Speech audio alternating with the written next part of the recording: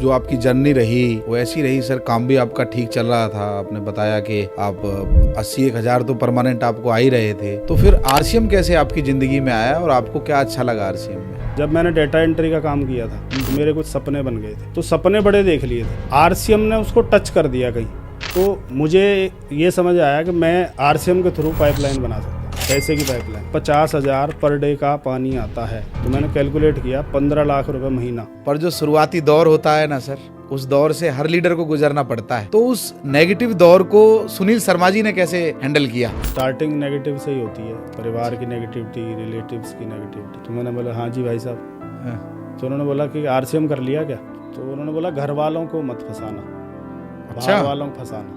तो मैंने बोला मैंने तो घर वालों की 11 ज्वाइनिंग डाली है। मैंने क्वेश्चन पूछा आप क्या जानते हैं आरसीएम के बारे में? तो उन्होंने बोला मैंने 1.5 साल किया था आरसीएम। तो मेरे पैरों तले जैसे कहते हैं ना जमीन निकल गई। उसके बाद गवर्नमेंट ने बोला कि भाई सब बंद करो, कुछ नहीं है। तो मैंने उनसे बोला कि आज के बाद ना किसी को ये मत बोलना मैंने आरसीएम करी थी, और मैं दिखाऊंगा तो मैं आरसीएम होता। नमस्कार दोस्तों, मैं जगदीश कबीरा स्वागत करता हूं आपका अचीवर्स टॉक शो में। आज हम मुलाकात करने वाले हैं रूबी अचीवर सुनील शर्मा जी से, जो आरसीएम में विजनरी लीडर के रूप में जाने जाते हैं। उन्होंने साल दर साल सफलता प्राप्त की है। उनकी पूरी सक्सेस स्टोरी, बहुत सारे खट्टे मीठे सवालों के जवाब, पर्दी के पीछे की कहानी और लास्ट में रैपिड फायर क्वेश्चंस हम सर से पूछेंगे। तो आइए शुरू करते हैं।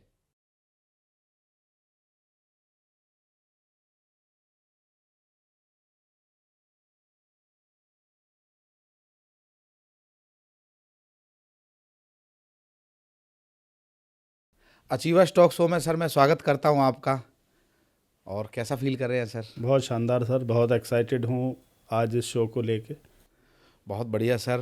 तो आज ये हमारा अचीवर्स टॉक शो का शुरुआत है सर आपसे, तो मैं ईश्वर से भी प्रार्थना करता हूँ और आज हम बहुत सारी बातें करने वाले हैं। जी। तो दोस्तों, हमारे सामने बैठे हुए हैं सुनील शर्मा जी। सर आरसीएम से पहले मोबाइल की शॉप थी सर की, और अभी सर आरसीएम से रूबी अचीवर हैं। तो आज हम इनसे बहुत सारे इनके अनुभव जानने वाले हैं, बहुत सारी बातें करने वाले हैं सर से। तो सर शुरुआत करते हैं। तो सर थोड़ा अपने फैमिली बैकग्राउंड के बारे में थोड़ा सा बताएं, आप कहाँ से हैं थोड़ा। यस जी जी। सबसे पहले मैं आपको बहुत बहुत बधाई देना चाहूँगा कि आपने ये शुरुआत की, और आरसीएम लीडर्स के लिए आपने एक प्लेटफॉर्म जो तैयार किया है उसके लिए आपको बहुत बहुत बधाई। और फैमिली बैकग्राउंड की बात करें तो मेरा नाम सुनील शर्मा है। मेरे दादाजी हरियाणा पुलिस से रिटायर हुए, पिताजी इंडियन आर्मी से, चाचा जी एडवोकेट हैं, 2 छोटे भाई हैं, वो दोनों एडवोकेट हैं। हम 3 भाई 1 बहन का परिवार है। तो ये फैमिली बैकग्राउंड सर। बहुत बढ़िया सर, बहुत बढ़िया। तो आपने बहुत सारे काम किए हैं सर, मैंने सुना है ऐसा। तो क्या क्या किया है सर ज़िंदगी में आरसीएम से पहले? पढ़ाई करता है तो मैंने 10th पलवल तक मैं पलवल पढ़ा। उसके बाद मैं लुधियाना गया पंजाब। तो पंजाब में मेरा जो सब्जेक्ट था वो मेडिकल स्टूडेंट था मैं, मेरे पास जो सब्जेक्ट था वो मेडिकल था। वहाँ पढ़ाई चल रही थी। पिताजी ने रिटायरमेंट लेने के बाद फरीदाबाद में पिताजी की वर्कशॉप थी, फौजी फैब्रिकेशन के नाम से। लाखों रुपए की इनकम थी, बहुत मज़े आ रहे थे, क्योंकि जब पिताजी कमाते हैं तो कोई ज़्यादा टेंशन होती नहीं है। सही बात। तो जितने मांगे उतने पैसे लुधियाना पहुंच जाते थे और पढ़ाई चल रही थी। अचानक एक दिन पिताजी की तबीयत ख़राब हुई और वो वर्कशॉप बंद हो गई। 6 महीने तक मुझे बताया नहीं, क्योंकि मैं हर 6 महीने में पलवल आता था। तो यहाँ आने के बाद देखा कि वो सिर्फ पेंशन पे डिपेंड थी पूरी फैमिली, और पेंशन भी मेडिकल पेंशन 2250 रुपये पिताजी को मिलती थी। उसके बाद भी वो ये चाहते थे कि मैं अपनी पढ़ाई कंप्लीट करूं, और मुझे ये समझ में आ गया था कि अब शायद संभव नहीं है, क्योंकि बोलते जिम्मेवारी दी नहीं जाती ली जाती है जी। तो मैंने बोला कि बताओ क्या करना है। तो उन्होंने वो मतलब हैरान थे कि क्या कर सकता है सुनील, और मेरा यह था मैं कुछ भी कर सकता हूँ। तो उन्होंने बोला वर्कशॉप है, काम की तो कोई कमी है नहीं, अगर उसे संभाल सकता है तो स्टार्ट करते। तो मैंने सुबह 6 वाला शटल पकड़ता था, 7 बजे फरीदाबाद पहुंचता और वहाँ अपनी वर्कशॉप शुरू की। तो पहला ही ऑर्डर जो मिला था वो 7 दिन का एक फार्म हाउस पे कुछ काम मिला था। तो 23,000 रुपये पहली मेरी इनकम थी। तो पिताजी ने बोला कि शाबाशी दी कि हाँ अब मुझे लगता है तू कर सकता है। तो ये मेरा पहला काम था। उसके बाद 3.5 साल बाद मुझे लगा कि मैं एक वेल्डर बनने नहीं आया, मुझे ये गेट ग्रिल नहीं बनाने, मुझे वो जो कपड़े थे, वो जो लोग जिस नज़र से देखते थे, मुझे वो नहीं करना।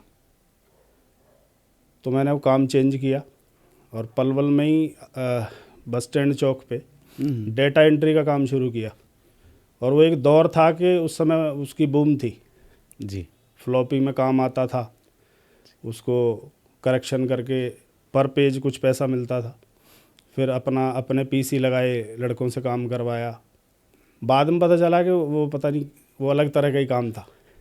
तो कुछ पैसे भी उसमें इन्वेस्ट हुए जो डूब गए। और फिर मैं सेल्स में गया। अच्छा। पलवल में ही आगरा चौक पे आइडिया का ऑफिस था। आइडिया का पुराना नाम एस होटल है। मैं पोस्ट पेड कनेक्शन सेल करता था। सेल्स का एस भी नहीं, मेरे को नहीं आता था। और मुझे एक ऐसी फील्ड में मतलब गया मैं, वहाँ से मैंने बहुत कुछ सीखा। लोगों से बात करना, लोगों को क्या चाहिए, उनको क्यों चाहिए। क्योंकि मेरे को अगर एक पोस्ट पेड कनेक्शन सेल करना है तो वो करना ही है। राइट। क्योंकि मुझे सैलरी तभी मिलेगी जब मैं अपना टारगेट पूरा करूँगा। और टारगेट का सेल्स में ऐसा था कि वो हर महीने बढ़ के आता था जी। 60 फाइल हैं, फिर 80 हैं, फिर 120 हैं। तो शायद मैंने 350 फाइल तक मैंने लगातार किया। और मेरी सैलरी ज़्यादा नहीं थी, मात्र 2,000 रुपये थी। 2,000 में लगभग 6 लड़कों का काम मैं करता था। अच्छा। और उसके बाद भी मुझे सुनने को मिलता था कि तू करता ही क्या है। अच्छा। तो मैं उनको यही बोलता था कि जिस दिन मैं जाऊंगा उसी दिन आपको पता चल जाएगा मैं क्या करता हूँ। सही बात। तो मैंने जब वहाँ से छोड़ा तो फिर मैंने मोबाइल का काम सीखा। मुझे लगा कि ये फ्यूचर है, आने वाले टाइम में लोगों को ज़रूरत होगी। तो उन्होंने मेरी जगह 6 लड़के रखे, सबकी सैलरी 6-6 हज़ार। अच्छा जी। उसके बाद भी एक दिन फ़ोन आया कि इनको ये समझा तू कैसे करता था। तो जैसे मुझे तो याद रहती हैं चीज़ें, मैंने बोला आप ही तो बोलते थे मैं कुछ नहीं करता जी। तो उन्होंने मेरे को बोला 25,000 दूंगा, वापस आ जा। तो और मेरा एक अपने आप से कुछ कमिटमेंट है कि मेरी गाड़ी में बैक गियर नहीं है। अच्छा। अगर कोई चीज़ छूट गई तो वो छूट गई। ठीक है। तो मैं वापस नहीं गया, मोबाइल का काम किया, फिर अपनी शॉप शुरू की। अच्छा जी। 1,600 रुपये का चेतक स्कूटर बेचा था, जबकि मिस्त्री ने बोला था 500 रुपये और दे दोगे हाँ तो ये ठीक हो के 4,500 का बिक जाएगा। जी। तो मैंने कहा मेरे पास यही है। अच्छा। और 3-4 रिलायंस के कूपन लाया और तो रिलायंस के कूपन से मैंने अपनी मोबाइल की शॉप स्टार्ट की और उसका नाम था सुनील कम्युनिकेशन। अच्छा। क्योंकि मैं जहाँ था उस एरिया में कोई मोबाइल शॉप नहीं थी, मैं अकेला ही था। और वो दौर था कि आम आदमी के हाथ में मोबाइल आ रहा था। तो मेरा काम बहुत तेज़ी से बढ़ा, बहुत तेज़ी से बढ़ा। और मैंने उस शॉप से 1.5 लाख, 2 लाख, 2.5 लाख रुपए तक कमाए। अच्छा। मतलब मैं फ्लेक्सी तक 1-1, 1.5 लाख रुपए की फ्लेक्सी कर देता था, जो ये रिचार्ज होता है। तो उसके बाद कुछ लड़कों ने बोला कि हमें सिखाओ। तो मेरे पास काम बहुत था तो मैंने लड़के रख लिए। और जो होता है कि उन्होंने जैसे जैसे काम सीखा तो उस एरिया में जा के अपनी शॉप डाली और फिर बहुत इफ़ेक्ट किया जी। 2 लाख की इनकम को उन्होंने 70-80 हज़ार पे ला के। और वो दिनों दिन घट रहा था और वो घट रहा था, मेरा दम घुट रहा था कि अब क्या होगा। और शायद वही टाइम था कि काम चेंज किया जाए। जी। शायद मैं सोच ही रहा था। तो फिर ये अगला अध्याय शुरू हुआ। अच्छा अच्छा, बहुत बढ़िया सर, बहुत बढ़िया। तो जो आपकी जर्नी रही वो ऐसी रही सर, काम भी आपका ठीक चल रहा था। आपने बताया कि आप 80-1 हज़ार तो परमानेंट आपको आ ही रहे थे। तो फिर आरसीएम कैसे आपकी ज़िंदगी में आया और आपको क्या अच्छा लगा आरसीएम में? आरसीएम ज़्यादातर जानकार ही, दोस्त पड़ोसी रिश्तेदार कोई ना कोई आप तक लेके आएगा। तो मेरे पड़ोसी थे नरेश कुमार जी, जिनका आतिशबाजी की बड़ी फैक्ट्री थी। अच्छा। क्रैकर्स बनाते थे। तो रोज़ शाम को आके मेरी शॉप पे बैठते थे। उनके छोटे भाई ने आरसीएम स्टार्ट किया था, जिसको नरेश जी ज़्यादा नहीं पढ़ पाए, उन्होंने भाई को पढ़ाया, सिविल से इंजीनियरिंग कराई और पता नहीं क्या क्या मेडिकल का भी कोर्स कराया। उसके बाद अचानक सुना कि रंजीत जी ने वो सब छोड़ के आरसीएम शुरू कर दिया है। अच्छा। तो नरेश जी मेरे पास आए। हाँ। तो मैंने बोला ये तो गलत किया यार, ये कोई कंपनियां चलती चलाती तो है नहीं। क्योंकि हमने कोई सक्सेसफुल चेहरा देखा नहीं था। जी। सुना था कि बस लोग कुछ दिन चलते हैं और बंद हो जाते हैं। तो उस तरह का अपना माइंड मेकअप पहले से था। तो जब नरेश जी आए तो मैंने बोला कि उसका खाना बंद कर दो, रंजीत जी को खाना मत दो, उससे बाइक ले लो। तो उन्होंने वैसा किया। उसके बाद रंजीत जी को भूत सवार था, वो पैदल ही फील्ड पे जाते थे। कुछ दिन बाद नरेश जी उनके सुर में सुर मिलाने लगे। अच्छा। उन्होंने उनको ज्वाइन करा दिया। अगला टारगेट मैं ही था। तो वो जब मेरी शॉप पे आते थे तो एक ही बात बोलते थे, आरसीएम कर लो। तो मैं बोलता था कि चुप हो जाओ, कुछ नहीं है, ऐसा ही है वैसा ही है। तो फिर मैंने पूछा कि होता क्या है, क्या करना होता है। तो उन्होंने बोला राशन लाना है। अच्छा जी। तो मैंने बोला मेरे फादर साहब आर्मी से हैं, कैंटीन कार्ड है, उससे सस्ता उससे बढ़िया कहीं मुझे तो नहीं लगता मिलता है। तो उसके बाद उनका रोज़ का वही काम था, आरसीएम कर लो, आरसीएम कर लो। मैं उन्हें भगा भी देता था, डांट भी देता था, क्योंकि वो उम्र में मेरे से 4 साल छोटे थे और बड़ा भाई मानते थे। पर उनका टारगेट फिक्स था, क्योंकि वो शायद मेरी लाइफ जर्नी के बारे में जानते थे कि ये जो भी करता है ये उसे आधे अधूरे मन से नहीं करता जी। ये करेगा तो उसको ज़बरदस्त तरीके से ही करेगा जी। उनका ये भरोसा था। और एक दिन झूठ बोला उन्होंने मेरे से। 1500 रुपये की किट आती थी। अच्छा जी। जिसमें 3 पैंट, 3 शर्ट, एक काला सा बैग, एक फॉर्म और एक कार्ड आता था। तो उन्होंने झूठ बोला कि 1000 रुपये दे दो मेरे को, लेबर जा रही है उधार शाम तक। वो अगर 1500 मांगते तो शायद मेरे को डाउट हो जाता। अच्छा। तो उन्होंने 1000 मांगे और 500 जेब से मिलाए। और पलवल में एक जगह है मीनार गेट, उसके पास इसकी छोटी सी शॉप थी। तो मुझे बोला जूस पीने चल रहे हैं। अच्छा जी। और वो अक्सर जाते थे हम। जूस भी हम वो पूरा जग भर के सही बात, देसी स्टाइल में। देसी स्टाइल में पूरा जग बनवाते थे। हमारा गिलास का चक्कर नहीं था, जग भरो उसमें से गिलास अपने अपने पिएंगे। तो आगरा चौक से पहले ही एक गली में घुस गए। तो मैंने पूछा कोई नई शॉप खुली है क्या जूस की? बोला हाँ, आज जूस, नया जूस मिलेगा। सामने पीले पेंट पे रेड लाल अक्षरों से लिखा था आरसीएम पिकअप सेंटर। अच्छा। मतलब मैं बता ही नहीं सकता मैं कितना गुस्सा था। मैं इसको समझा लिया, हाथ जोड़ लिए, मुझे नहीं करना। मतलब इतना भी कोई किसी के पीछे पड़ता है? तो वहाँ कोई रॉयल्टी अचीवर थे, महेंद्र गर्ग जी, उन्होंने मेरा हाथ पकड़ के वेलकम किया। अब अनजान आदमी को तो क्या बोले। हाँ, सही बात है। तो मेरे को ज़बरदस्ती कपड़े पसंद कराए गए। तो मैंने बोला मैंने कभी सिलवा के पहने ही नहीं है भाई, मैं लुधियाना रहा हूँ, वो एक अलग ही शहर है। सही बात। वहाँ जीन्स टी शर्ट और अलग तरह के बूट का रिवाज है। मैं यहाँ भी आया हूँ तो भी मैं जीन्स टी शर्ट ही पहनता हूँ, और आप मेरे को ये कपड़े दे रहे हो जो मैं टेलर पे कभी गया ही नहीं। तो उन्होंने बोला ये रिवाज है। रिवाज है, ठीक है। तो वो किट लिए, उन्होंने बोला कुछ सामान भी ले लो। तो मुझे अच्छी से याद है 283 रुपये का सामान ऐसे पलट पलट के, मैं जानता ही नहीं था उन प्रोडक्ट्स के बारे में।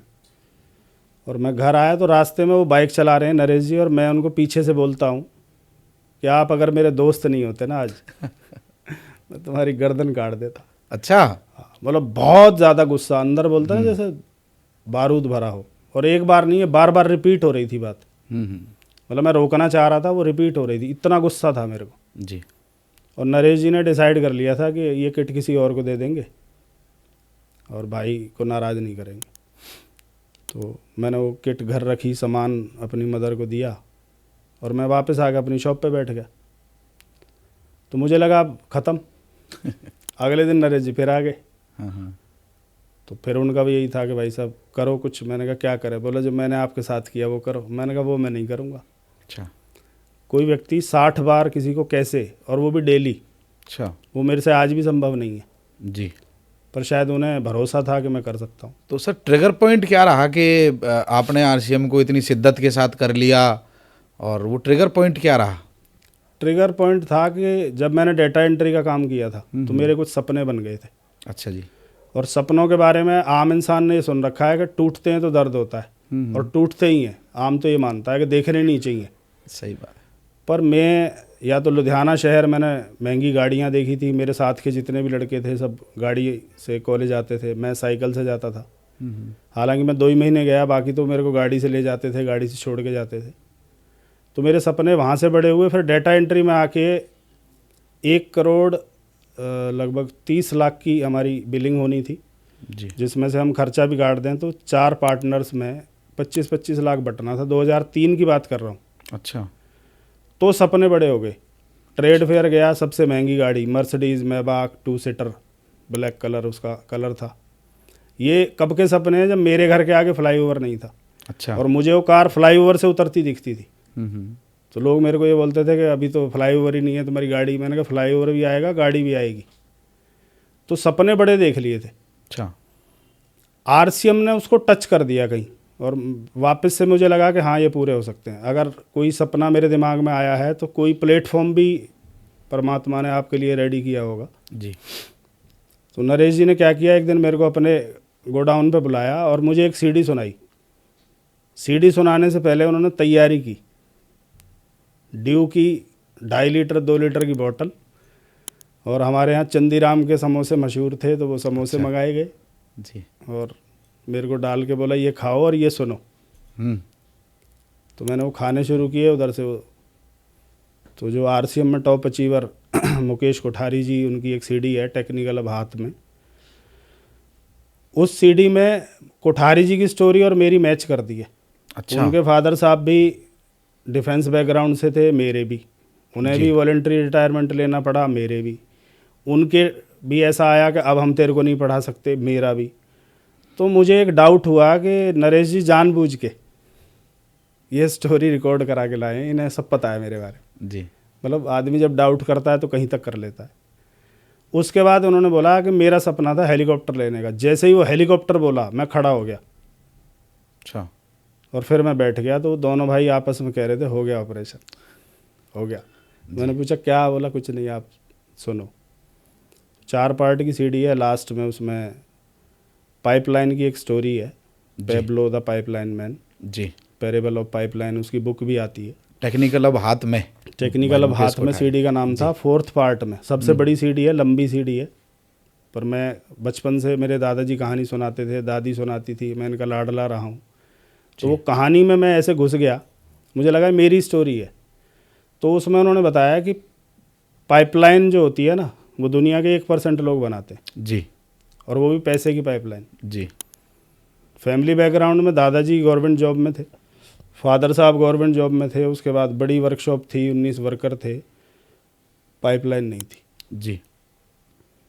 उनकी वही थी, वो बाल्टी वाला ही बकेट कैरियर ही थे। जी। तो मुझे ये समझ आया कि मैं आरसीएम के थ्रू पाइपलाइन बना सकता हूँ, अच्छा। पैसे की पाइपलाइन। जी। क्योंकि वो सीडी शायद 5-6 की है। उसमें कोठारी साहब ने बोला है 50,000 पर डे का पानी आता है। तो मैंने कैलकुलेट किया 15 लाख रुपए महीना। सही बात है। तो वो ट्रिगर पॉइंट था कि मैं पाइपलाइन बना भी लूँगा और मेरे सारे सपने यहाँ से पूरे हो सकते हैं। तो सर आपने अपने आप को तो समझा लिया, आपके सपने थे, फिर परिवार को कैसे समझाया? परिवार की अगर बात करें तो परिवार का बोलते हैं ना कर्ता धर्ता, या फिर सब कुछ मैं ही था। जी। या तो मोबाइल की शॉप पे डिपेंड थे, 2 भाई पढ़ रहे थे, सिस्टर पढ़ रही थी, और या फादर साहब की पेंशन आती थी, वो बहुत थोड़ी सी पेंशन थी। जी। तो वो डिपेंडेंसी क्या थी, मेरे ऊपर थी। जी। और जो डिसीजन ले सकता है वो कुछ भी कर सकता है। जी। तो फादर साहब मेरे, मैं लक्की रहा कि उन्होंने कभी शायद उस तरह की रोक टोक नहीं की। जी। वो आर्मी बैकग्राउंड से थे, तो वो एक ही बात बोलते थे, जो करना टॉप का करना। सही है। वो तो एग्जाम्पल देते थे, अगर घास भी काटे ना तो उस एरिया का ये पता चलना चाहिए ये उसने किया है। जी। अगर आरसीएम भी करे तो उस लेवल पे करना है। जी। पर उनका एक सवाल रहता था कि तू 5 साल की बात करता है, तू आज की बात कर। जी। और मैं एक ऐसा बिजनेस बना रहा था कि जिसमें समय लगता। जी। पाइपलाइन थी, बाल्टी नहीं थी कि मैं आज निकाल के पानी दिखा सकूं। जी। तो उसमें समय लगना था।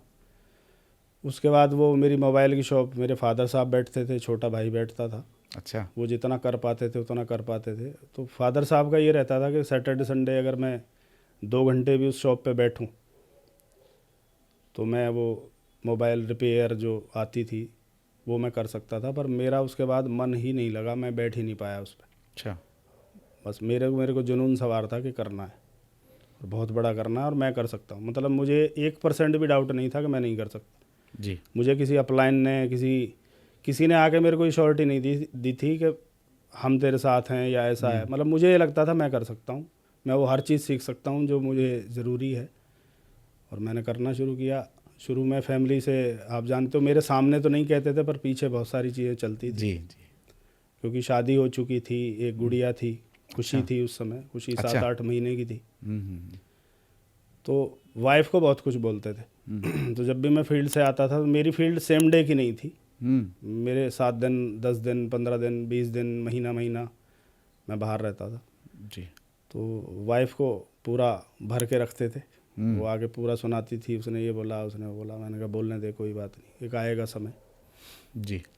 तो इस तरह से रहा फैमिली में। बड़े भाई के साथ सर ऐसा रहता ही है, उसे सबको देखना पड़ता है, सुनना पड़ता है। तो यहाँ हमारी बातें पीछे की जो है बहुत मैच हो रही हैं सर, मैं रिलेट कर पा रहा हूँ आपसे, और हमारे जो दर्शक हैं वो भी कहीं ना कहीं रिलेट कर पा रहे होंगे, उन्हें लग रहा होगा कोई अपना ही बात कर रहा है। चलिए सर थोड़ा आगे बढ़ाते हैं बात को। डायरेक्ट सेलिंग में आप आए हैं, तो इसमें आरसीएम को आप कहाँ देखते हैं सर?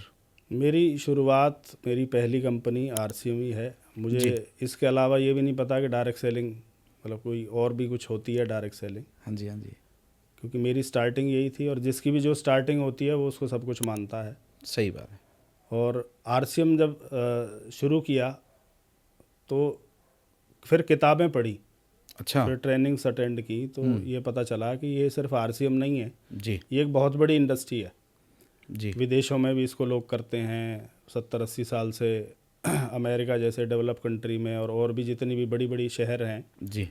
मतलब देशों के नाम में आए हम, तो वहाँ ऑलरेडी ये चल रहा है, और बहुत बड़े लेवल पे और बहुत अच्छे लेवल पे लोग इससे पैसा बना रहे हैं, नाम बना रहे हैं। जी। तो अब बात आती है आरसीएम की। तो आरसीएम अगर डायरेक्ट सेलिंग की भारत में बात करें तो आरसीएम की वजह से डायरेक्ट सेलिंग का वजूद है। जी। क्योंकि एक ऐसा टाइम आया था जब सभी कंपनियों को बंद किया गया था कि गवर्नमेंट के रूल्स के अकॉर्डिंग नहीं आते आप चिट फंड हो, आप ये हो, कई तरह की चीज़ें रही। तो उसमें जो आरसीएम ने रोल अदा किया वो शायद किसी ने नहीं किया, और जी। वो सब लोग उसका रिगार्ड भी करते हैं, सराहनीय भी है। जी। जिसमें हमारे वत्स साहब का अहम रोल रहा। जी। गाइडलाइन बनी, फिर वो आज भी वो लड़ाई जारी है कि और इसको और बेटर कैसे किया जाए। जी। तो इसलिए मैं बहुत प्राउड फील करता हूँ कि मैं आरसीएम में हूँ, और शायद परमात्मा ने दी है, मैंने तो नहीं चुना था, मैंने तो खूब मना भी किया था पर शायद परमात्मा चाहता था मैं आरसीएम करूँ। बहुत बढ़िया सर, आपकी बात से मुझे वो दिन याद आ गए जब हम जंतर मंतर पे थे, जब हम डायरेक्ट सेलिंग को लेके आंदोलन कर रहे थे कि आरसीएम सही है, डायरेक्ट सेलिंग सही है, और अगर हमें कुछ रूल रेगुलेशन इंडिया में लाने हैं तो आप हमें बताएं, लाने का पूरा प्रयास करेंगे। और आरसीएम का जो धरना था वहाँ पर वहाँ पे जयपुर के अंदर 150 दिन चला था। तो सर 40 दिन मैं भी वहाँ पे रहा था, और जब राजस्थान सरकार ने गाइडलाइन दे दी थी तो वो अनुभव मतलब अभी आपने याद मुझे दिला दिया। तो थैंक यू सर उस चीज़ के लिए। आरसीएम का रोल तो वास्तव में बहुत गजब का रहा है। जी। चलिए सर और थोड़ा और आपसे जानते हैं आपके अनुभव। आरसीएम से बताते हैं सर बहुत कुछ मिलता है, तो सुनील शर्मा जी की ज़िंदगी में क्या फ़र्क आया है पर्सनैलिटी में? पहले सुनील शर्मा जी और अब के सुनील शर्मा जी। पहले सुनील शर्मा जी और अब के में ये फ़र्क है जी। पहला सुनील शर्मा सुबह 7 बजे शॉप खोलता था। अच्छा जी।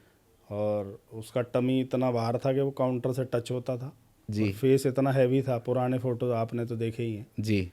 और भी साथी जो लंबे समय से हैं वो मुझे जानते हैं। जी। तो हेल्थ को लेके बहुत सारा चेंज। दूसरा क्या है कि ये इंडस्ट्री आपकी पर्सनालिटी डेवलपमेंट पे बहुत काम करती है। हाँ जी। हाँ जी। आपको डेली शूटिंग होनी है आपकी, तो आपको अपने कटिंग, अपनी हेयर, अपनी ग्रूमिंग सबका ध्यान रखना पड़ता है जी। क्योंकि डेली आपकी कोई ना कोई मीटिंग रहती है। बाहर की ज़िंदगी में इस तरह का नहीं था, मोबाइल शॉप पे इस तरह का नहीं था, लोअर टी शर्ट डालो और बस नीचे कोई आपने प्लेन चप्पल डाल रखी है, कुछ भी कोई नहीं देखता था। पर यहाँ ऊपर से नीचे तक बोलता ना रोल मॉडल बनता है आदमी, तो आपकी हर चीज़ लोग नोटिस करते हैं। तो ये आपको अलग ही बना देता है, मतलब खुद ही नहीं पहचान सकते। अभी मेरे आधार कार्ड 3-4 बार अपडेट हुए हैं तो मैं तो वो दिखा देता हूँ, ये बदला है आरसीएम से। सही बात है, बहुत बढ़िया सर, बहुत बढ़िया। तो सर बहुत बढ़िया, आपकी पर्सनैलिटी में अब फर्क आ गया है सर। पर जो शुरुआती दौर होता है ना सर, उस दौर से हर लीडर को गुजरना पड़ता है। तो उस नेगेटिव दौर को सुनील शर्मा जी ने कैसे हैंडल किया? नेगेटिव दौर की अगर बात करें तो स्टार्टिंग नेगेटिव से ही होती है। परिवार की नेगेटिविटी, रिलेटिव्स की नेगेटिविटी। मुझे याद है जब मैंने स्टार्ट किया तो 5 ज्वाइनिंग मैं लेके आया था। अच्छा। 1500 रुपये की होती थी तो 7500 रुपये मेरी जेब में थे। जी। और मैं जैसे ही घर में एंटर हुआ तो हमारा घर बहुत बड़ा था, हाँ जी, हाँ जी। उसमें खाली स्पेस बहुत था। जी। उसमें एक नीम का पेड़ था, उसके नीचे पिताजी और एक रिलेटिव हाँ, हाँ। बैठे थे। जी। तो पिताजी ने मेरे से पूछा कैसा रहा, मैंने कहा मज़ा आ गया, गजब हो गया, ये हो गया। तो उन्होंने बोला इससे मिल। अच्छा। तो मैंने बोला हाँ जी भाई साहब। हाँ, तो उन्होंने बोला कि आरसीएम कर लिया क्या? मैंने कहा हाँ आरसीएम कर लिया। तो आरसीएम के जो कपड़े आते थे उसमें चिट आती थी जो यहाँ लगती है, अच्छा, मैं उसको स्टिकर आता था जानबूझ एक। के यहाँ लगाता था उस स्टिकर को, हाँ, स्टिकर आता था। जी। कि कोई पूछे और हम स्टार्ट हो जाए। जी। तो वो था।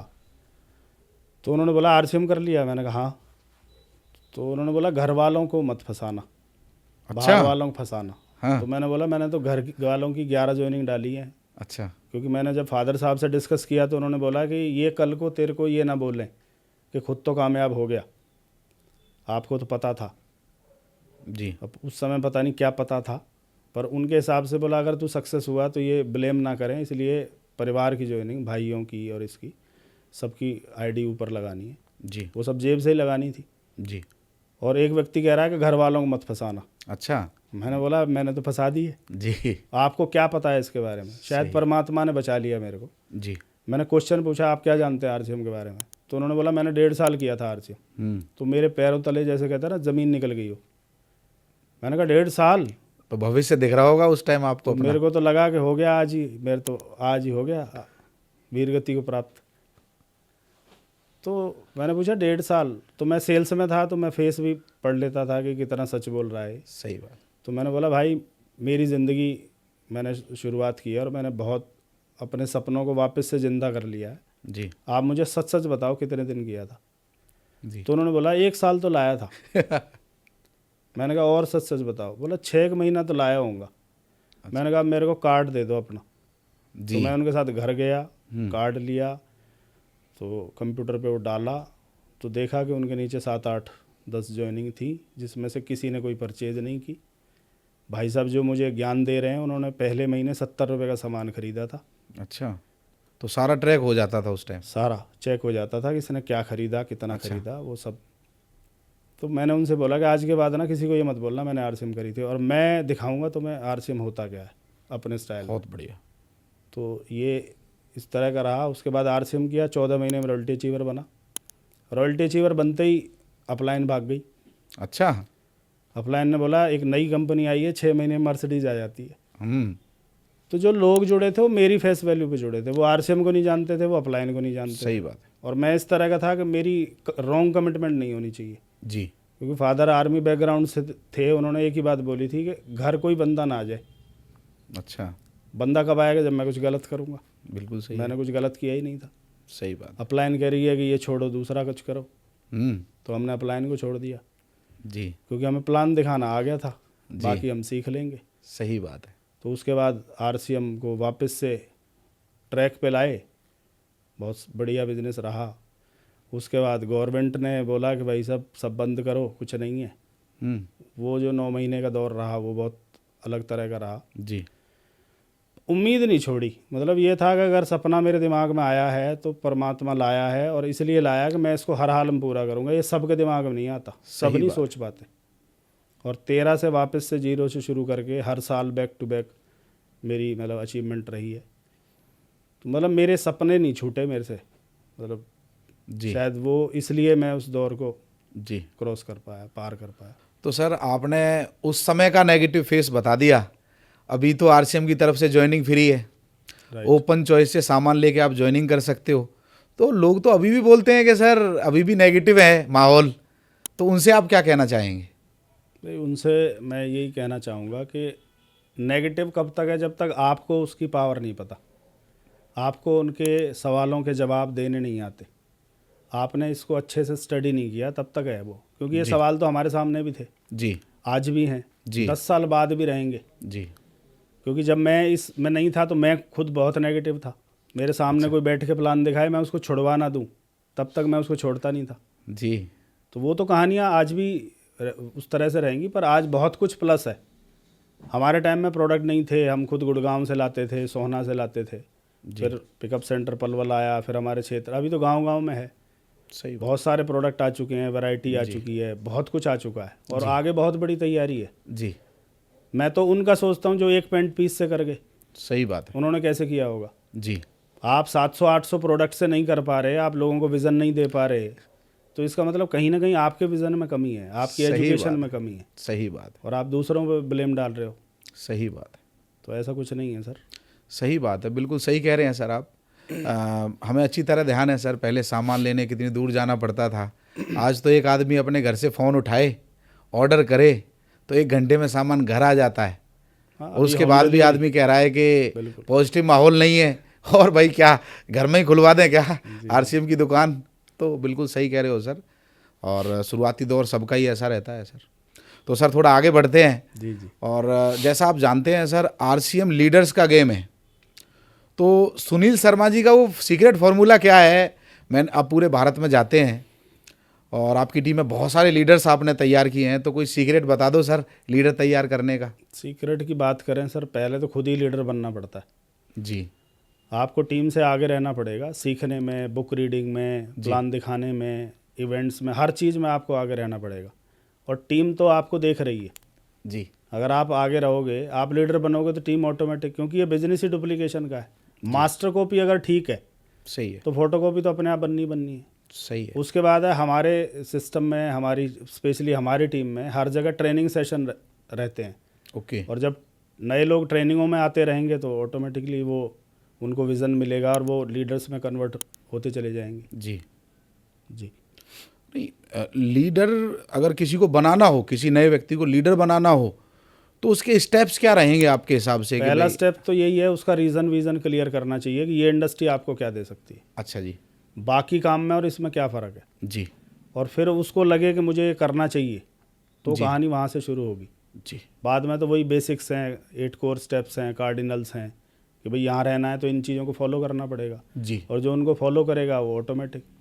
और जी। लीडर क्या है कि वो एक प्रभाव है, वो अलग से कि कोई व्यक्ति लेता है, वो शुरुआत करता है, वो आगे आता है, वो चाहे इवेंट हो या कुछ भी हो, वो आपको आगे मिलेगा, जी। उसकी एक्टिविटी अलग रहेगी, जी। तो वो लीडर बन जाएगा। और जो पीछे पीछे बचने के चक्कर में रहते हैं, रिस्पॉन्सिबिलिटी नहीं लेते, जी। तो जिम्मेदारी नहीं आएगी तो मजबूत नहीं होगा। बिल्कुल, बहुत स्टेप वही है, ट्रेनिंग का माहौल देना होता है, रेगुलर ट्रेनिंग रहेंगी तो वो लीडर तैयार हो जाएंगे सर। बहुत बढ़िया सर, बहुत बढ़िया।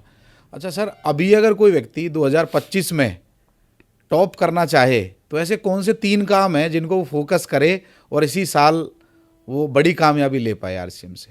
देखो, मेन चीज़ क्या है, शुरुआत इस इंडस्ट्री की या किसी इंडस्ट्री की शुरुआत हुई थी ड्रीम से, कि आप अपनी ज़िंदगी में क्या पाना चाहते हैं, पहले वो क्लियर कर लें। वो ना रिटर्न गोल्स ही पूरे होते हैं, तो आपका वो रिटर्न गोल क्या है। जी। फिर उसके बाद बोलते हैं ना, टाइम बाउंड करना है उसको कि इतने दिन में पूरा करना है।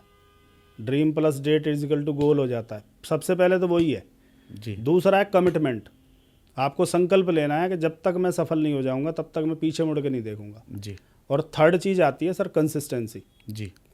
कंसिस्टेंसी के बारे में हम ट्रेनिंग्स में बताते हैं, और आपने वो कहानी सुनी है कछुए और खरगोश वाली। जी। खरगोश 1000 गुना टैलेंटेड है, जी। खरगोश कुछ भी कर सकता था, पर उससे एक गलती हुई, उसने कंसिस्टेंसी ब्रेक की। जी। और कछुआ कुछ नहीं था उसके सामने, रेस का तो कोई बनता ही नहीं है, जी। कोई मतलब मेल ही नहीं था। उसके बाद भी वो कंसिस्टेंसी के साथ उसने अपनी रेस कंप्लीट की और वो जीत गया। और जब तक ये दुनिया रहेगी वो कहानी बताई जाएगी। बहुत तो ये 3 काम है सर, ड्रीम, कमिटमेंट ले कि मुझे करना ही है। जब कमिटमेंट लेगा तो सारी चीज़ें उसके पीछे पीछे आ जाएंगी। जी। वैसी परिस्थिति, वैसे लोग, वैसी सब कुछ वैसा वैसा होना शुरू हो जाता है। और लगातार, क्योंकि यहाँ जैसे ही आप ब्रेक करोगे, गाड़ी आपकी टॉप गियर में, अगर आपने ब्रेक मारी तो वो फिर टॉप से नहीं चलती, वो वापस से न्यूट्रल करके पहले गियर में लानी होती है। तो कंसिस्टेंसी के साथ काम करेंगे तो बहुत बढ़िया बातचीत चल रही है सर आपके साथ। तो अभी कुछ लोगों को थोड़ी सी सफलता मिल जाती है तो वो आलस में आ जाते हैं सर। तो एक लेवल होता है सर रॉयल्टी का। तो रॉयल्टी अचीवर क्या ऐसे काम करे कि वो फास्ट ग्रोथ से टेक्निकल में कन्वर्ट हो जाए? उनके लिए आप क्या कहना चाहेंगे सर? अभी आपने कहा कि कुछ सक्सेस मिलते ही वो लोग बोला घर में रहना शुरू कर देते हैं, 1 to 1 मिलना बंद कर देते हैं, शर्तें आ जाती हैं। शर्तें आ जाती हैं कि मैं ऐसे नहीं मिलूंगा, ऐसी मीटिंग मैं नहीं करूंगा, ये तो आप ही करो। तो इसमें बोलते हैं 4 फेस होते हैं। एक होता है स्टार्टअप फेस, ओके।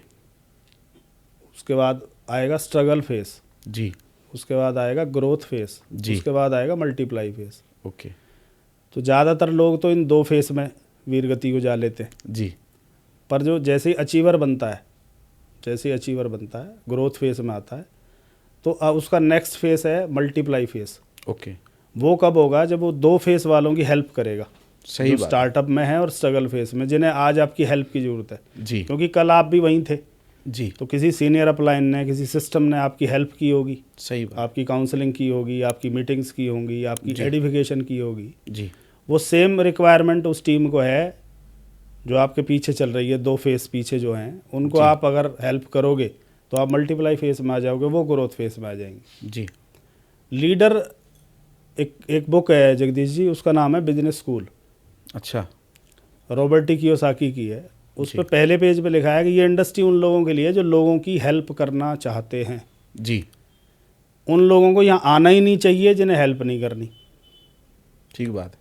जो लोग यहाँ आ गए, बन गए और सो गए वो इसका मतलब वो उस मोड में ही नहीं है कि हेल्प करनी है। जी यहाँ तो हेल्प करते रहना है। बहुत सारे लोग हैं जी जिन्हें आपकी स्टोरी की, जिन्हें आपके पीठ थपथपाने की, जिन्हें आपके अप्रिशिएशन की ज़रूरत है, जी और उस समय आप उनसे डिस्कनेक्ट कर लेते हो। जी। क्योंकि ऐसा बताते हैं जब आप ग्रो करोगे, जिन लोगों से गुजर के जाओगे, तो जब डाउनफॉल आता है तब उनके चेहरे दोबारा मिलने हैं। सही। तो ऐसा कुछ मत करना कि वो दोबारा उन्हें मुंह दिखाने लायक ना रहें या उन्हें फेस ना कर पाएँ। सही बात।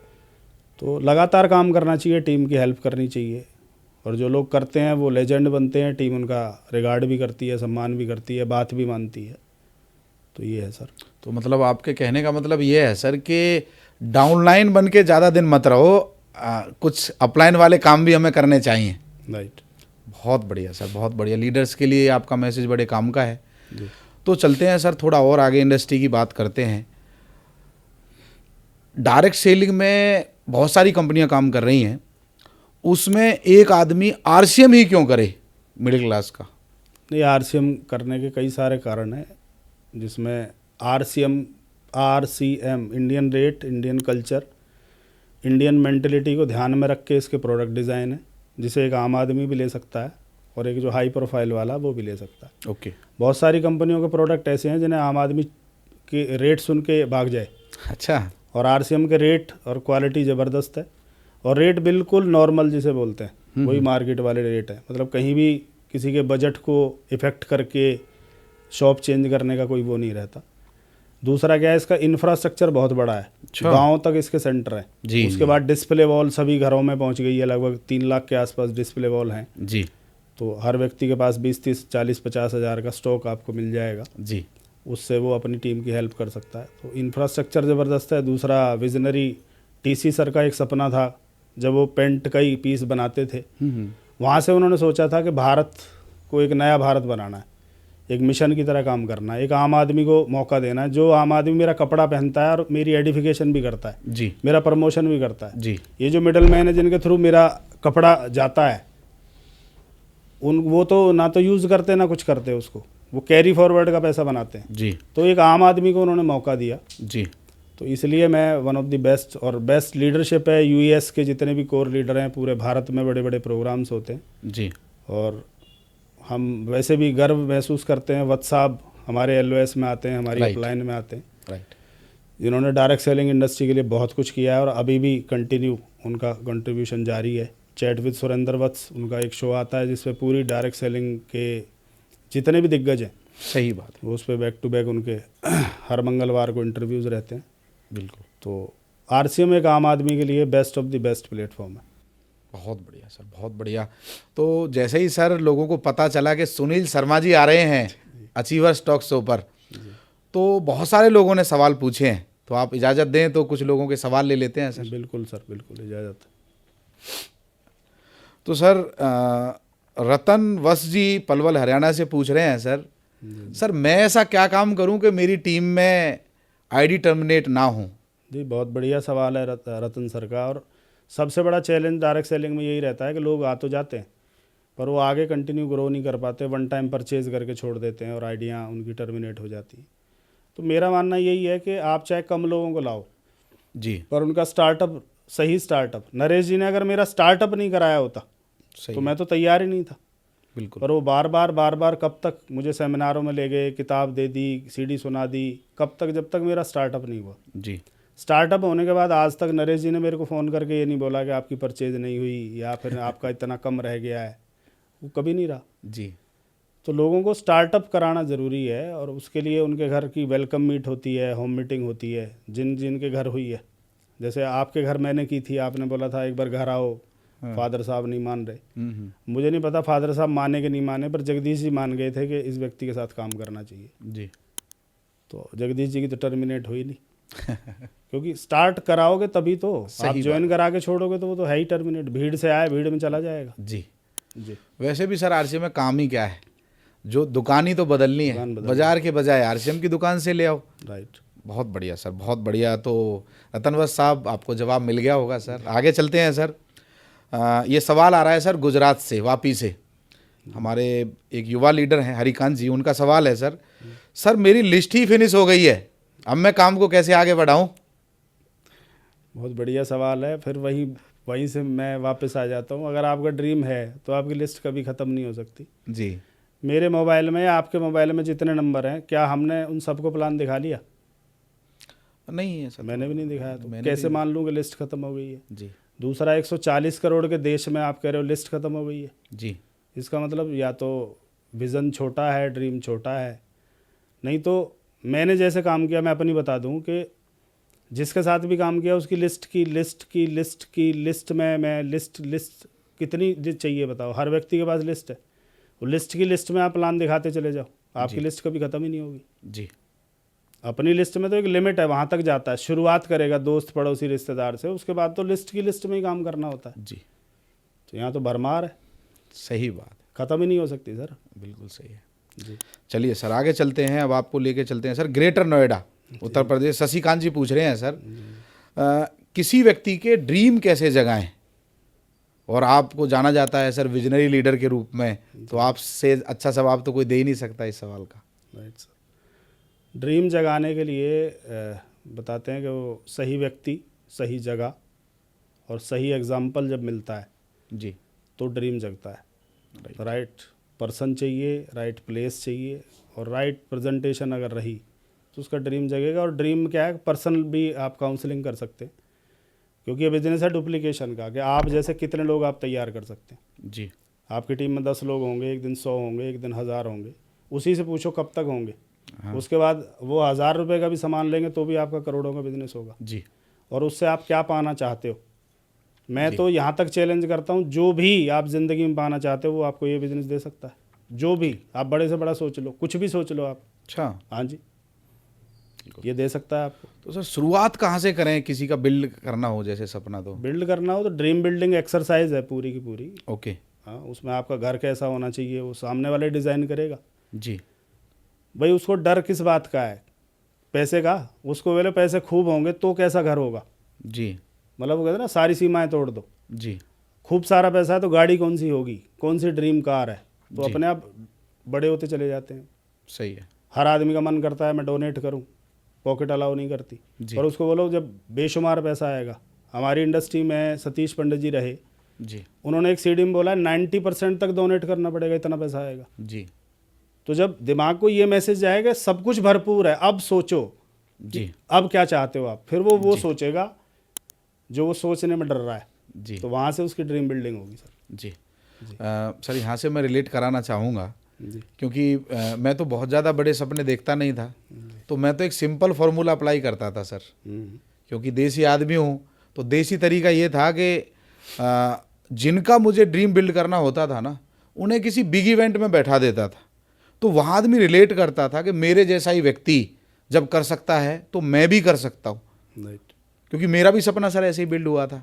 तो ये जी स्टेप है सर मेरे हिसाब से, तो जो मैं अप्लाई राइट करता था। पर्सन राइट प्लेस, मैंने बिल्कुल बोला सही। आपसे, तो वो राइट प्लेस वही है। बिल्कुल सही है। चलिए सर आगे चलते हैं थोड़ा। संजय रावल सर हैं, वो एक सवाल पूछ रहे हैं सर कि कोई व्यक्ति 10 घंटे की नौकरी करता है, आरसीएम भी करना चाहता है, तो कैसे इसमें सफलता पा सकता है? टाइम ही नहीं है उसके पास। जी। 10 घंटे की जॉब करता है, आरसीएम करना चाहता है, बड़ी कामयाबी चाहिए। देखो 888 फॉर्मूला है, 8 घंटे सोना, 8 घंटे काम, 8 घंटे उस 8 घंटे में क्या करते हैं आप? अब इन्होंने बताया 10 घंटे काम करते हैं, 8 घंटे सोते हैं, 18 घंटे, बचे कितने? 6 घंटे। 6 घंटे में से 2 घंटे अगर आरसीएम में लगाएं तो हो जाएगा। जी। और फिर वही बात आती है, ड्रीम अगर बड़ा है तो अपने आप समय निकलेगा। क्योंकि सही अगर ये सवाल आपने मुझसे पूछा होता तो मेरी शॉप तो 7 बजे ओपन होती थी, 11 बजे बंद होती थी, 16 घंटे। हाँ जी।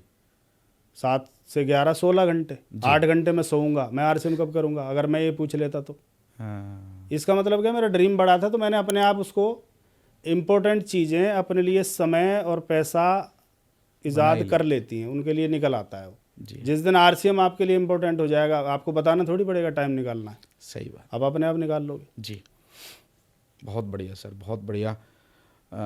मैनेज हमें ही करना होता है, सफलता हमें ही चाहिए। जी बिल्कुल सही है सर। आगे चलते हैं। आगरा से सवाल है सर मुकेश जी का कि सर एक व्यक्ति फाइनेंशियल चैलेंजेस के साथ साथ कैसे out of town business build करे? मेन चीज़ क्या है, सतीश पंडित जी एक बात बोलते थे कि शुरुआत में जॉइन ए जॉब, पहले जॉब करें, ओके। क्योंकि ये आपसे रनिंग एक्सपेंस मांगेगा। राइट। ये 5 साल बाद 10 साल बाद आपको कुछ देगा। जी ये ऐसा नहीं है कि आज गए और आज ही कुछ ले आए। जी। हमारे टाइम में तो रिटेलिंग भी नहीं होती थी, हम कपड़ा थोड़ी बेच सकते थे। सही बात। आज तो बहुत सारे प्रोडक्ट्स हैं। हम्म।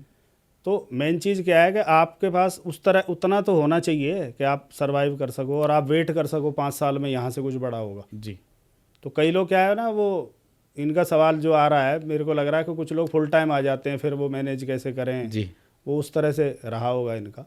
जी। तो पहले वही चीज़ है कि आपके पास उतना होना चाहिए, जॉब के साथ उसे करें या फिर कुछ इस तरह का काम पकड़ लें जिससे आप इसको भी इसका रिक्वायर्ड मनी और रिक्वायर्ड टाइम इसको दे पाएँ, जी। तो होगा सर। बिल्कुल सही है सर। मैं अपने अनुभव से थोड़ा यहाँ ऐड ऑन करना चाहता हूँ आपकी बात में। जी मैंने जब बिल्ड किया शुरुआत में, आउट ऑफ टाउन जाना पड़ता था, तो मैं अपनी पॉकेट भी देखता था कि मैं कहाँ तक जा सकता हूँ। ऐसा नहीं है कि शुरुआत में मैं हरियाणा से हूँ और मैं कलकत्ता चला जाऊँ।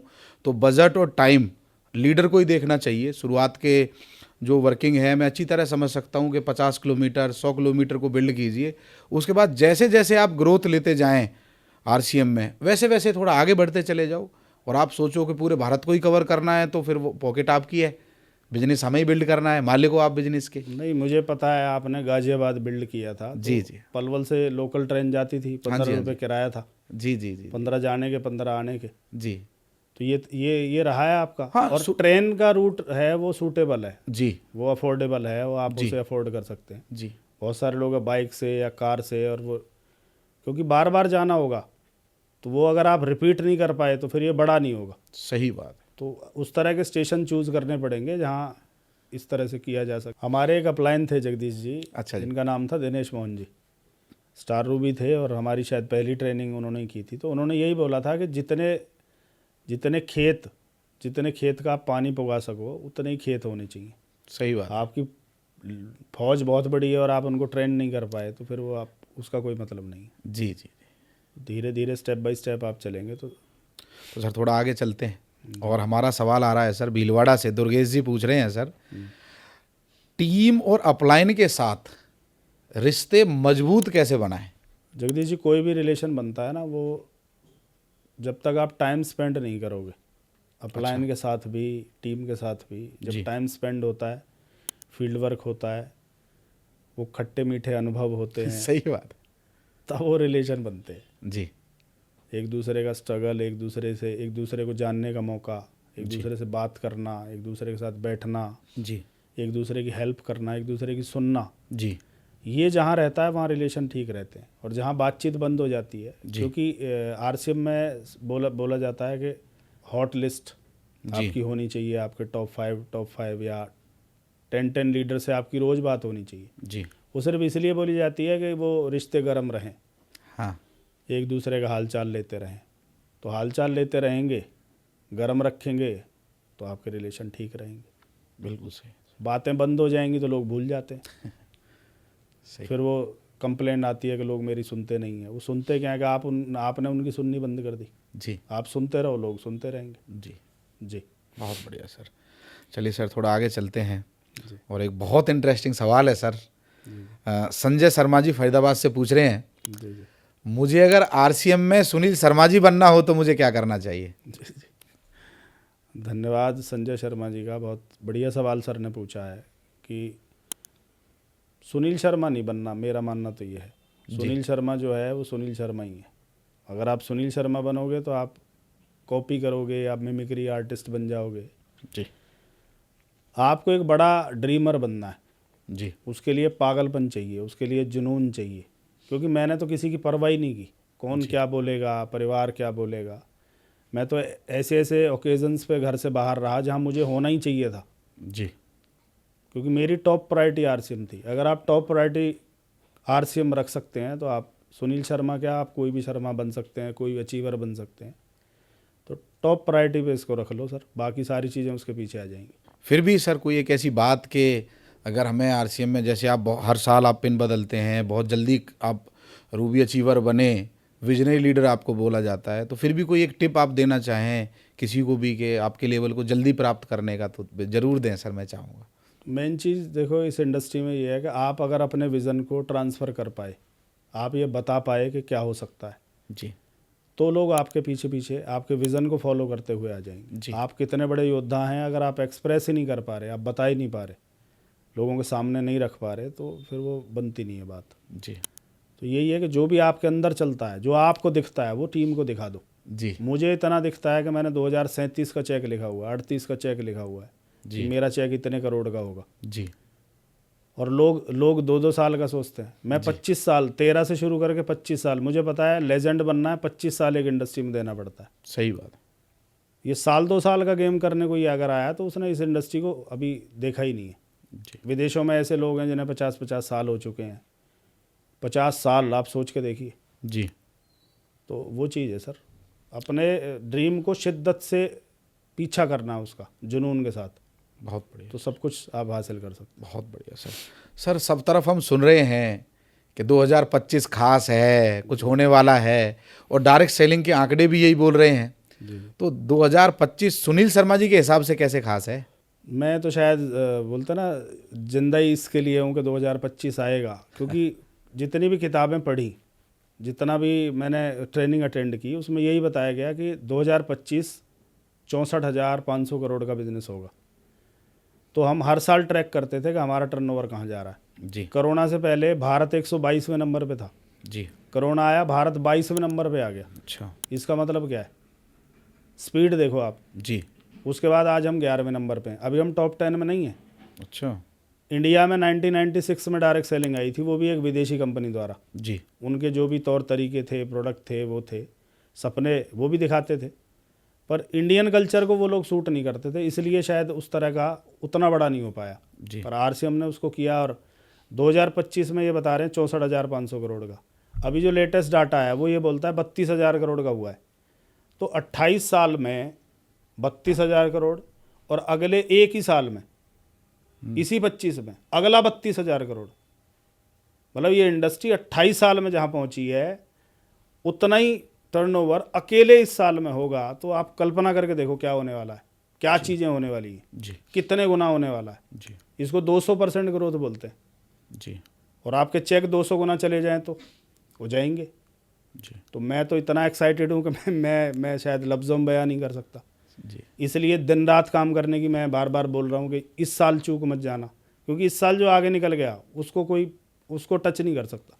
बिल्कुल तो ये बहुत बड़ा साल बनने वाला है सर, बहुत बड़ा कुछ होने वाला है। जी बहुत बढ़िया सर। बहुत अच्छी बातें चल रही हैं हमारे बीच में, पर अब हम अंतिम पड़ाव पर हैं जी जी प्रोग्राम के। तो कुछ रैपिड फायर क्वेश्चंस हैं आपके लिए सर, जिनके जवाब आपको चुटकियों में देने हैं सर। सुनील शर्मा जी की फेवरेट बुक? फेवरेट बुक बड़ी सोच का बड़ा जादू। बहुत बढ़िया सर। डेविड जे स्वार्ट उसके राइटर हैं। एक शब्द में अगर आरसीएम को बताना चाहें? एक शब्द में बताना चाहें, total 180 change life, absolute change कह सकते हैं, कंप्लीट पैकेज कह सकते हैं। Okay. Dream destination trip team के साथ कहाँ पे जाना चाहेंगे? मैं सिंगापुर। बहुत बढ़िया। आप सुनील शर्मा जी के रोल मॉडल? श्री स्वर्गीय सतीश पंडित जी। सुनील सर का favourite product? Favourite product health card. आपके हिसाब से आरसीएम का सबसे बड़ा बेनिफिट कौन सा है? सबसे बड़ा बेनिफिट है पर्सनालिटी डेवलपमेंट। आज के दौर के हिसाब से एक लीडर को सबसे इम्पोर्टेंट स्किल कौन सी है? पीपल हैंडलिंग स्किल अगर आ गई तो सब कुछ हो जाएगा। सुनील शर्मा जी को मोटिवेशन कहाँ से मिलती है? पैसे से, लोगों से, या फ्रीडम से? लोगों से। नेटवर्किंग या सेलिंग? नेटवर्किंग। अगर सुनील शर्मा जी आरसीएम में नहीं होते तो क्या करेंगे? एस्ट्रोलॉजर होता। अच्छा, और लास्ट में सर, अगर आपको कोई एडवाइस देनी हो यूथ को, नए लीडर्स को जो अभी स्ट्रगल कर रहे हैं आरसीएम को लेके, तो कोई एडवाइस आपको देनी हो तो क्या देंगे? एडवाइस यही है कि फ्यूचर डायरेक्ट सेलिंग का भारत में बहुत ज़बरदस्त है। पूरी दुनिया भारत की तरफ देख रही है, क्योंकि मैं ये मानता हूँ कि अगर एक बीज है उसको अगर सही एनवायरनमेंट मिल जाए तो वो जल्दी ग्रो करेगा। जैसे अभी आलू का और गेहूं का सीज़न है, तो इस मौसम में अगर उसको बोया तो वो ग्रो करेगा। उसको अगर धान के मौसम में बोया तो शायद वो उतना ग्रो ना करे। पत्तियाँ तो निकल आती हैं पर शायद उतना नहीं कर सकता। तो this is the right time. इससे बढ़िया समय डायरेक्ट सेलिंग के लिए कभी नहीं रहा जी। तो फ्यूचर है। फ्यूचर में अगर आप इन्वेस्ट करेंगे, अपने आप को लगाएंगे और उसके अकॉर्डिंग अपने आप को तैयार करेंगे तो आप बहुत बड़े अचीवर बनेंगे। तो ज़बरदस्त काम होगा सर। डायरेक्ट सेलिंग ज़रूर करें। तो सर हम प्रोग्राम के बिल्कुल एंड में हैं, जी जी। तो आज सुनील शर्मा जी का अनुभव कैसा रहा अचीवर्स टॉक शो में आकर? बहुत शानदार अनुभव रहा सर। मैं बहुत आभारी हूँ आपका कि आपने एक बहुत शानदार शुरुआत की है आरसीएम को लेके, आरसीएम के लीडर्स को लेके, और उनकी अनकही कुछ कहानियाँ रहती हैं जो शायद वो मंच पे नहीं बता पाते। और आज आपने बहुत सारी चीज़ें जो पूछी हैं तो बहुत सारे लोगों को प्रेरणा मिलेगी कि इस तरह का व्यक्ति, इस बैकग्राउंड का व्यक्ति भी अगर कर सकता है तो बहुत लोग सपना बनाएंगे कि वो भी कर सकते हैं। और मेरा सपना था चैट विद सुरेंद्र वत्स पे जाने का, तो आपने वो एक सपने को एक साकार रूप आज मैं देख पाया हूँ और मैं बहुत एक्साइटेड हूँ। और मैं ऑडियंस से यही कहना चाहूँगा, व्यूअर से यही कहना चाहूँगा कि इस चैनल को ज़्यादा से ज़्यादा लाइक और सब्सक्राइब करें और इस इंडस्ट्री को बड़ा करने में हम मिलके एक दूसरे का सहयोग करेंगे। बहुत बहुत धन्यवाद, बहुत बहुत शुक्रिया आपका। सर आप अपने बिजी शेड्यूल में से अपना कीमती समय निकाल कर आए हैं और बहुत सारी बातें आपने पर्दे के पीछे की, बहुत सारे अपने खट्टे मीठे अनुभव आपने हमसे साझा किए। तो सर हम भी आपके आभारी हैं और इस बातचीत का पूरे भारत को बहुत फ़ायदा मिलने वाला है सर। All the best sir. 2025 के लिए शिखर पर मिलेंगे। Thank you. Thank you. नमस्कार। Thank you Jagdish.